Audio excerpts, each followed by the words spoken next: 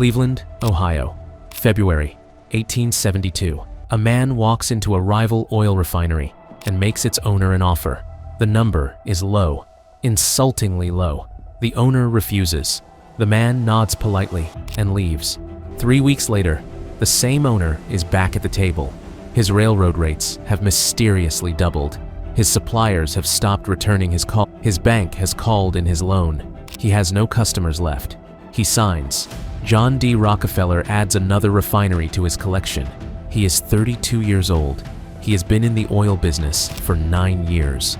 In the first 3 months of 1872 alone, he buys out, shuts down, or bankrupts 22 of his 26 competitors in Cleveland. He calls it the consolidation. His competitors call it something else. Within 10 years, he will control 90% of every barrel of oil refined in the United States. Within 20 years, he will be the richest man in the world. Within 50 years, his family will still be running the global energy system from boardrooms and government offices across 2 continents. The Supreme Court will break his company into 34 pieces, and it will make him richer. Congress will pass laws specifically to stop him, and they will not work. A journalist will spend 5 years investigating him and write the most important piece of business journalism in American history. He will give her family's refinery back. None of it will stop him. This is the story of how one man from Cleveland built the most powerful monopoly in the history of capitalism, and how the family that inherited it never really let go. John Davison Rockefeller is born on July 8, 1839, in New York. His father, William, is a traveling salesman who goes from town to town selling fake medicines under the guise of being a doctor. He is a bigamist who maintains 2 separate families in 2 separate states simultaneously and never tells either. He is charming, unreliable, frequently absent, and utterly without scruple. He teaches his son to make money by any means available. His mother, Eliza, is the opposite: devout, Baptist, rigid, honest. She teaches her son to tithe, to save, and to give. John D. Rockefeller absorbs both lessons completely. He will be one of the most ruthless businessmen in American history and one of its most generous philanthropists simultaneously. Both things will be entirely genuine. Both will be funded by the same fortune. He starts his first job at 16 as an assistant bookkeeper, earning 50 cents a day. He records every cent he earns and every cent he spends in a ledger he keeps for the rest of his life. He titles it Ledger A. It still exists. The first entry is a 10-cent donation to a Baptist mission. He tithed from his first paycheck.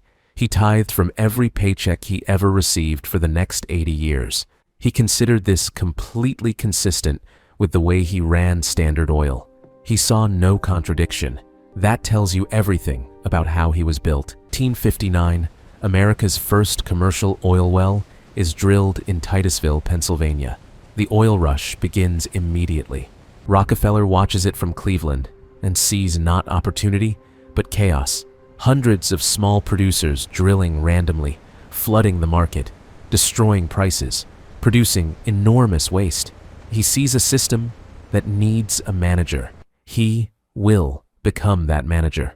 In 1863, he invests in his first oil refinery. In 1865, he buys out his partners and takes control.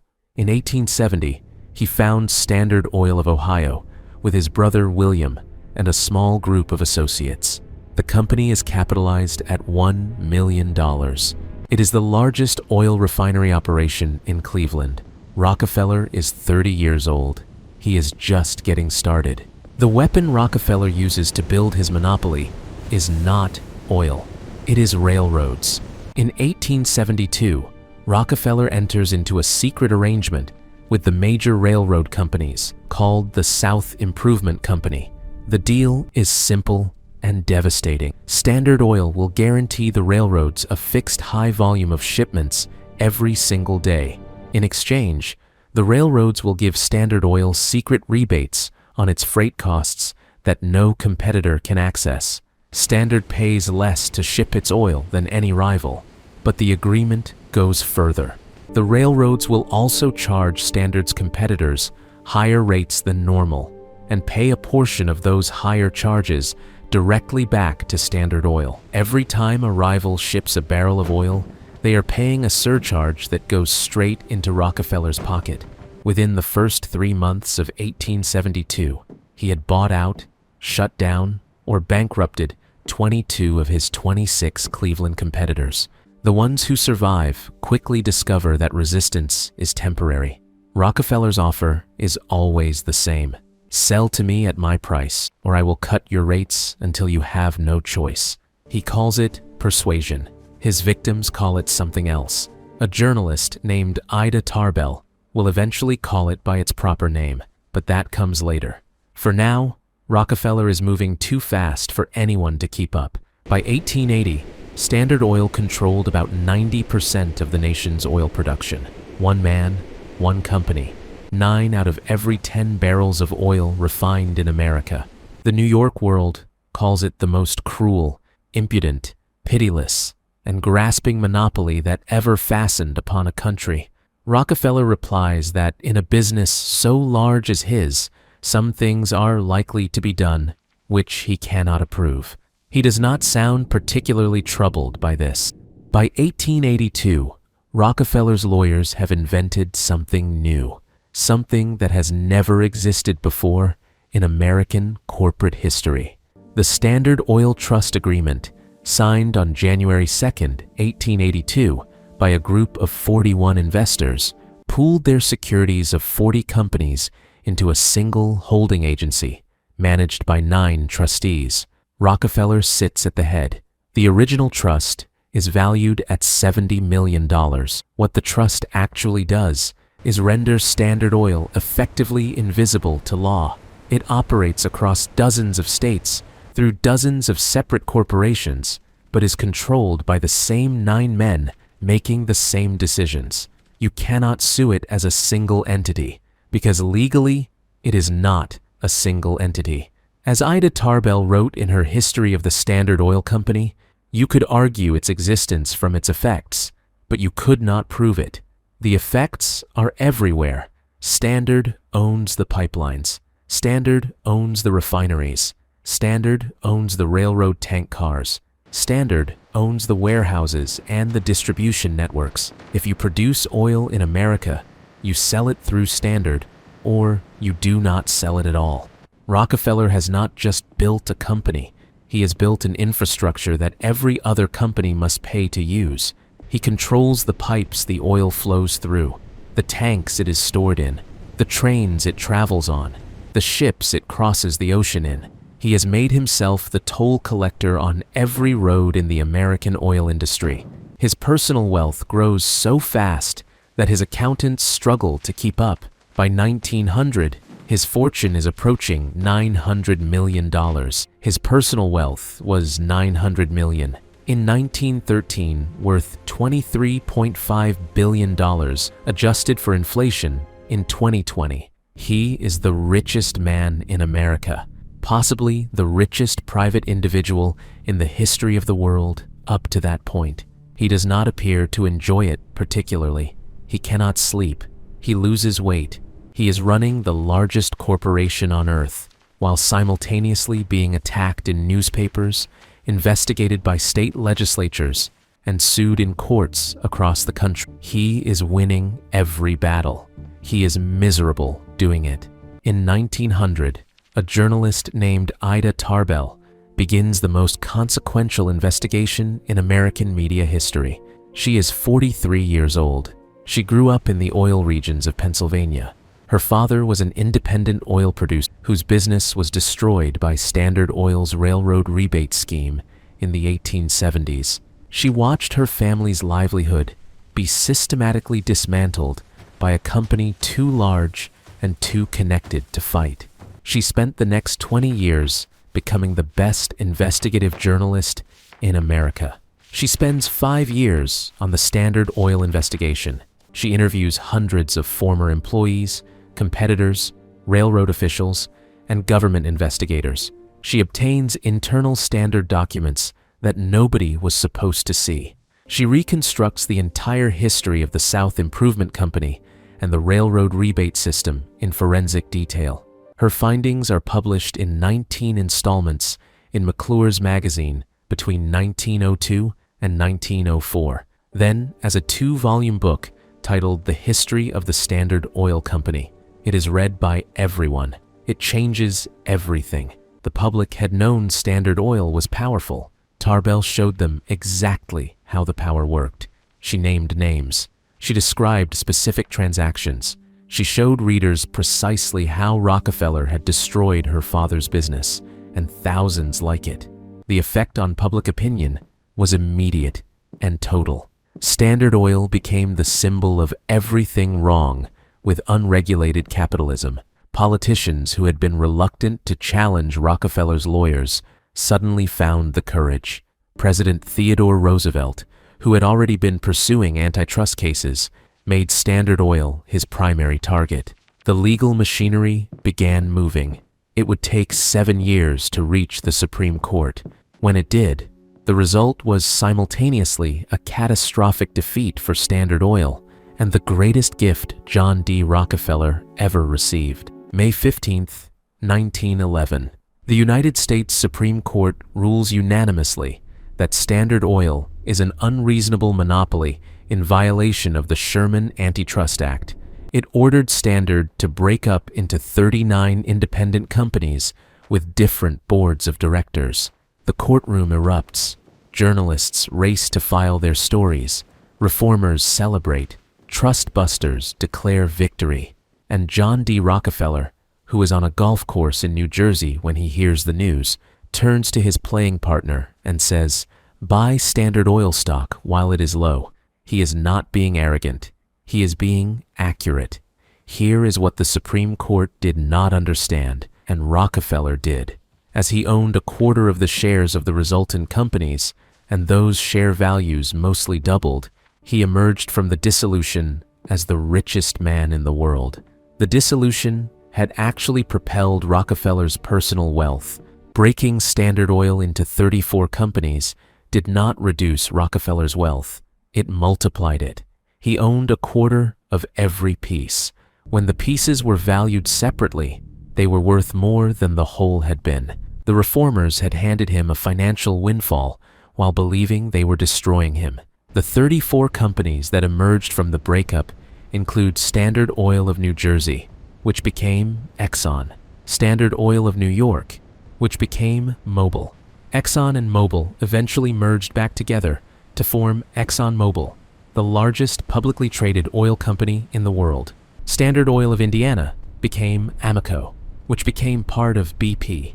Standard Oil of Ohio became Sohio, also absorbed by BP.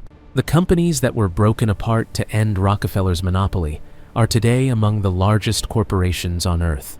They collectively control a significant portion of the global oil supply. The monopoly was dismantled. Its successors inherited the world. John D. Rockefeller retires from active business in 1896 at age 57 and spends the remaining 41 years of his life giving his money away. He founds the University of Chicago.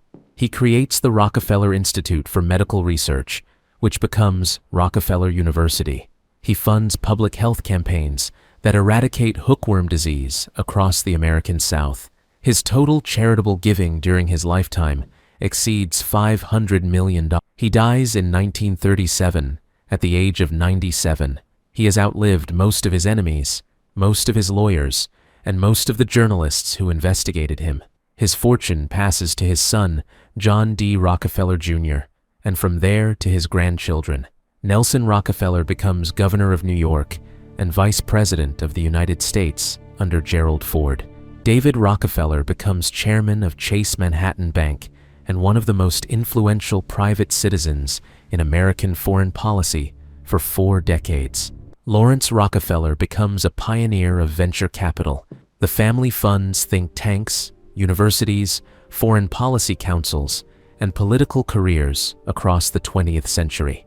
Their influence on American energy policy, foreign policy, and financial regulation during the Cold War is enormous and only partially documented. The family has never sold its interest in the successor companies. The oil money that Standard Oil generated continues flowing through a network of family trusts and foundations that control assets worth an estimated $10 billion today. The name Rockefeller still appears on buildings, universities, and cultural institutions across America. Rockefeller Center in New York, Rockefeller University, the Rockefeller Foundation. A man who started with 50 cents a day built an infrastructure so deep and so wide that dismantling the company did not dismantle the legacy. The pieces kept growing. The family kept collecting. Step back from the individual acts, and the full picture emerges. Rockefeller's reputed remark, "Competition is a sin," was not a boast. He genuinely believed that unregulated competition produced waste, instability, and poor outcomes for consumers. He believed that a well-managed monopoly was more efficient than a chaotic market. He was not entirely wrong. Standard Oil had already captured none of America's oil refining and had pushed the price of kerosene down from 58 cents to 8 cents a gallon. The price of light fell dramatically under Standard's dominance. Consumers paid less. The oil flowed more efficiently. The infrastructure was better maintained. These are real benefits. They were produced through methods that destroyed thousands of independent businesses, corrupted railroad officials, captured state legislatures, and built a system so impenetrable that it took the combined force of Congress, the presidency, the Supreme Court, and the most talented investigative journalist in American history to dismantle it. And even that dismantling made the man at the center richer than he already was. The Sherman Antitrust Act was passed in 1890 because of Standard Oil. The Federal Trade Commission was created because of Standard Oil. Modern American antitrust law exists because of Standard Oil. Every major regulatory framework governing corporate power in America was built in response to one company and one man. And when the law finally caught up with him, it doubled his fortune. Standard Oil was a monopoly of the worst kind that leveraged its enormous resources to create an uneven playing field, destroyed its competitors, and wielded an enormous, inordinate influence over American politics. It also built the infrastructure of the modern energy industry. It funded universities and hospitals and public health campaigns that saved lives, all of it true simultaneously. Rockefeller never apologized. He never expressed regret. Every Sunday until the week he died, he genuinely believed he had done more good than harm. He may have been right about that too. The honest answer is that nobody knows. The company is too big. The legacy is too long. The money is still moving. There is a photograph of John D. Rockefeller taken in 1911, the year the Supreme Court broke up his company. He is 71 years old. He is sitting in a chair in a suit. He looks like a retired school teacher. He does not look like a man who spent 40 years building the most powerful corporation in the history of capitalism. He does not look like a man whose company employed secret railroad rebates, bought state legislators, and crushed thousands of competitors into bankruptcy. He looks like someone's grandfather, which he was. His grandsons ran Chase Manhattan Bank and governed New York and shaped American foreign policy for another 50 years. The photograph is ordinary. The story behind it is not. A boy with a ledger and 50 cents a day who built something so large that even after it was taken apart, it kept growing. It is still growing now.